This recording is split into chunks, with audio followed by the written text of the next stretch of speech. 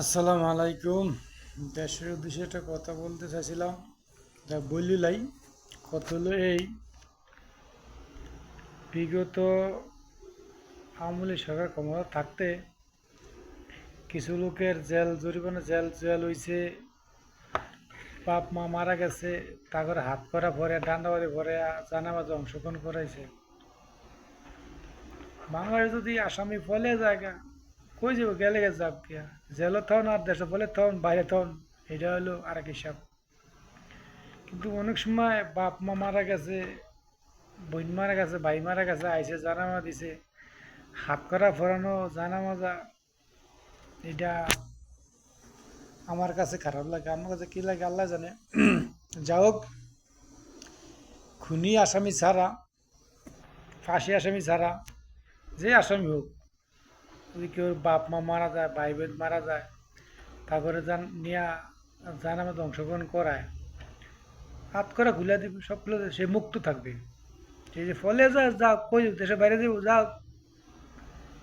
তো আপনি জেলও নিলে খাবার দিব, দেশের বাইরে গেলে চলতে হবে। তো একটা কথা কোনটা, এ, যে কোনো আসামি দেশের মায়া সবাই আছে, কিন্তু মায়া থাকতে যাইব না, আবার সেই ধরা খাইবই।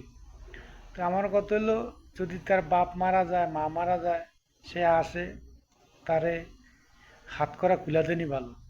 ওই মাজার ভিতরে রশিদে দেয়, পুলিশে ধরে রাখবো পাশে দিয়া, এটি আমার কাছে আমি ভালো মনে করি না, আমার খারাপ লাগে। এই যে আজকেও দেখলাম একটা জানামা যায়, যে দলের লোক মারা গেছে, মনে হয় লক্ষ্মীপুর নাকি নোয়াখালীর ভিতরে মনে হয়।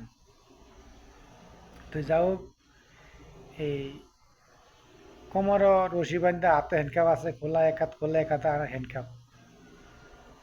তো এইটা হইলো দেশের লেগে কলঙ্কিনী। যদি দেখতে দে হাত করা খুলে দেও, বাপ মার দেখতে দে, মায়া করে আবার হাত করেও লাগে দেয়। তো এই আইন দুই রকম হয়ে যায়। তা আমার মন থেকেই বলছি, আল্লাহ আইনে কিন্তু করতে পারি, আইনের দ্বারা কি, যদি আসামির কোনো বাপ মা মারা যায়, যদি সেরে বাপ মা দেখতে দেয়, তাহলে আপনার হাত করা না করানি ভালো, না করানি ভালো।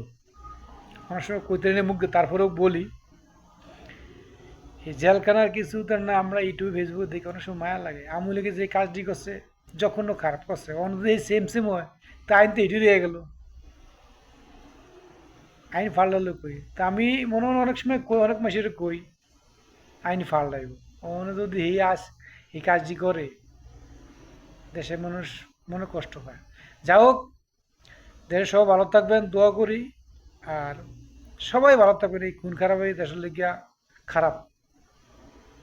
যা হোক, আপনাগুলো সবাই দোয়া করি যেন এই সামনের দিকে যেন মানুষ ভালোই চলে, এই দোয়া করি।